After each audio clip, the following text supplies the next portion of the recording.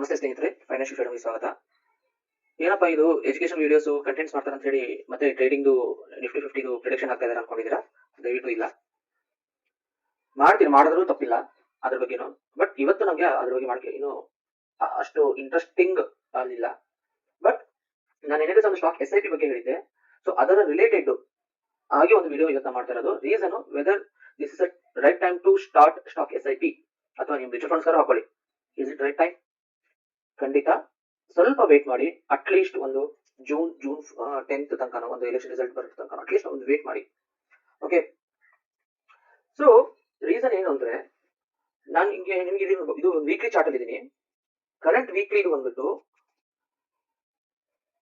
ಇದು bearish engulfing ಮಾಡಿದೆ. ಅಂದ್ರೆ ಅದು ಈಗ ನಾಳೆ ರೀಟೆಸ್ಟ್ ಮಾಡಕ್ಕೆ ಮತ್ತೆ ವಾಪಸ್ 20,500 ಲೆವೆಲ್ ಅಥವಾ 400 ಲೆವೆಲ್ ತನಕ ಬರ್ಬೋದು.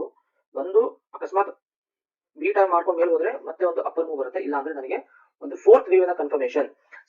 ಫೋರ್ತ್ ವೇವ್ ಎಲ್ಲಿ ತನಕ ಆಗುತ್ತೆ ಅದಕ್ಕೆ ನಾನು ಒಂದು ಟೈಮ್ ನೋಡ್ಕೊಂಡು ಒಂದು ವೇವ್ ಅನಾಲಿಸಿಸ್ ಮಾಡ್ತೀನಿ. ಬಟ್ ಇವತ್ತಿಗೆ ನನಗೆ ಕನ್ಫರ್ಮೇಶನ್ ಬಂದ್ಮೇಲೆ ಮಾಡ್ತೀನಿ, ಇವತ್ತಿಗೆ ಮಾಡಲ್ಲ. ಬಟ್ ಇಮಿಡಿಯೇಟ್ ಆಗಿ ಅಕಸ್ಮಾತ್ ನಾಳೆ ಫಾಲೋ ಆದ್ರೆ 21,800 ಒಂದು ಸಪೋರ್ಟ್ ಆಗಿರುತ್ತೆ.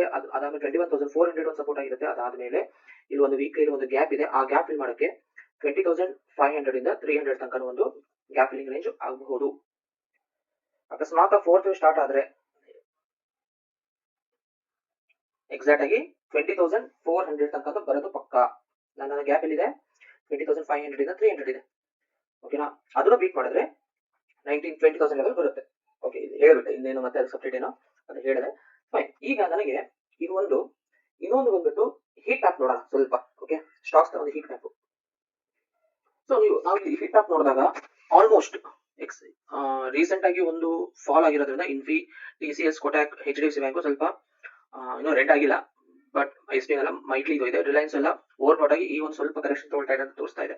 So but almost over view ಅಲ್ಲಿ ನೋಡಿದಾಗ ಇನ್ನೂ ಬೇರೆ ಕಡೆ ಆಗಿಲ್ಲ. ಅಂದ್ರೆ ಇನ್ನು ಫೋರ್ತ್ ವೇವ್ ಬಂದಿಲ್ಲ, ಇನ್ನು ಬೇರೆ ಕಡೆನೂ ಆಗಿಲ್ಲ. ಒಂದು ಫುಲ್ ಬ್ಯಾಕ್ ಕರೆಕ್ಷನ್ ಆಗ್ತಾ ಇದೆ ಅಂತ ನಾವು ಅನ್ಕೋಬಹುದು. But still most of the stocks ಇನ್ನು ಸ್ವಲ್ಪ ಹೈಯರ್ ರೋಡ್ ಝೋನ್ ಅಲ್ಲಿ ಇದೆ. ಈ ಸದ್ಯಕ್ಕೆ ಬೇಕಾದ್ರೆ HDFC ಬ್ಯಾಂಕ್, SBI ನಲ್ಲಿ ನೀವು ಇನ್ವೆಸ್ಟ್ಮೆಂಟ್ ಸ್ಟಾರ್ಟ್ ಮಾಡ್ಕೋಬಹುದು. ಕೋಟಕ್ ಸ್ವಲ್ಪ ವೇಟ್ ಮಾಡಿ, ಬೇಡ. ಓಕೆನಾ? ಸೊ ಅಗೇನ್ ಇದು ನನ್ನ ಪರ್ಸನಲ್ ವ್ಯೂ. ನೀವು ನಿಮ್ಮ ಫೈನಾನ್ಷಿಯಲ್ ಅಡ್ವೈಸರ್ ತಗೊಂಡು ನೀವು ಅದರ ಕಾಲ್ಸ್ ತಗೊಳ್ಬಹುದು, ಯಾವ್ದು ಸ್ಟಾಕ್ಸ್ ನ ಪರ್ಚೇಸ್ ಮಾಡ್ಕೋಬೇಡ ಅಂತ ಹೇಳಿ. ಇದು ನಿಫ್ಟಿ 50 ಒಂದು ಓವರ್ ಆಲ್ ವ್ಯೂ ಅಲ್ಲಿ. ಓಕೆನಾ?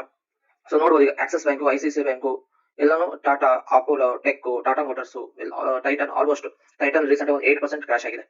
ಸೊ ಇದೆಲ್ಲ ಇರೋದ್ರಿಂದ just hold for few days, at least ಅದು ಬರುತ್ತಾ ಅಂತ ಹೇಳಿ. ನನ್ನ ನೆಕ್ಸ್ಟ್ ಮೂವ್ ಬಂದ್ಬಿಟ್ಟು ಅಟ್ಲೀಸ್ಟ್ ಜೂನ್ 10 ನಂತರ ರಿವ್ಯೂ ಮಾಡೋಣ. ಬ್ಯಾಂಕ್ ನಿಫ್ಟಿಯಲ್ಲಿ ಸ್ಟಾಕ್ಸ್ ಅಲ್ಲಿ ನೋಡಿ, HDFC ಆಲ್ಮೋಸ್ಟ್ ಓವರ್ ಸೋಲ್ಡ್ ಆಗಿಲ್ಲ, ಬಟ್ ಕರೆಕ್ಷನ್ ಅಲ್ಲಿ ಇದೆ. But federal, PNB, AU, Bandhan, IDFC ಎಲ್ಲ ಆಲ್ಮೋಸ್ಟ್ ಓವರ್ ಬಾಟ್ ಆಗಿ ಕರೆಕ್ಷನ್ ಆಗಿದೆ. ICICI ಬ್ಯಾಂಕ್ ಕರೆಕ್ಷನ್ ಆಗಿದೆ, ಇನ್ನು ಕರೆಕ್ಷನ್ ಬಾಕಿ ಇದೆ. ಓಕೆ, ಇದು ಐಟಿ ಸ್ಟಾಕ್ಸ್ ಬಂದಾಗ ಎಲ್ಲಾನು ಇವಾಗ ಕರೆಕ್ಷನ್ ಸ್ಟಾರ್ಟ್ ಆಗಿದೆ. ಆಲ್ಮೋಸ್ಟ್ ಇದು ನೀವು ಆನ್ಯುವಲಿ ನೋಡಿದ್ರೆ 20-25% ರಿಟರ್ನ್ ಮೇಲೆ ಆಗ್ಬಿಟ್ಟಿತ್ತು. ಸೊ ಈಗ ಅದು ಕರೆಕ್ಷನ್ ಅಲ್ಲಿ ಇದೆ.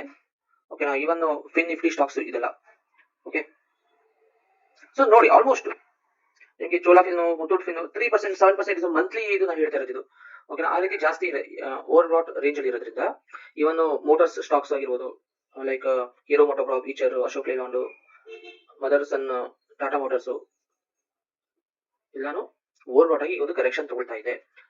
ಸೊ ಮಾರ್ಕೆಟ್ ಯಾವತ್ತು ಇದು ಎನರ್ಜಿ ಸ್ಟಾಕ್ಸ್ ನೋಡಿ, ಎನರ್ಜಿ ಸ್ಟಾಕ್ಸ್ ಆಲ್ಮೋಸ್ಟ್ ಎಲ್ಲಾನು ಓವರ್ ಬಾಟಲ್ ಆಗಿ ಕರೆಕ್ಷನ್ ತಗೊಳ್ತಾ ಇದೆ. ಸೊ ನೆಕ್ಸ್ಟ್ ಅಪ್ಪುಗೆ ವೇಟ್ ಮಾಡಬೇಕು. ಹೇಗೆ ಅಂದ್ರೆ ಮಾರ್ಕೆಟ್ ಯಾವತ್ತು ಹೀಗೆ ಹೋಗಲ್ಲ, ಮತ್ತೆ ಹೀಗೆ ಬರುತ್ತೆ, ಹಿಂಗೂ ಬರಬಹುದು.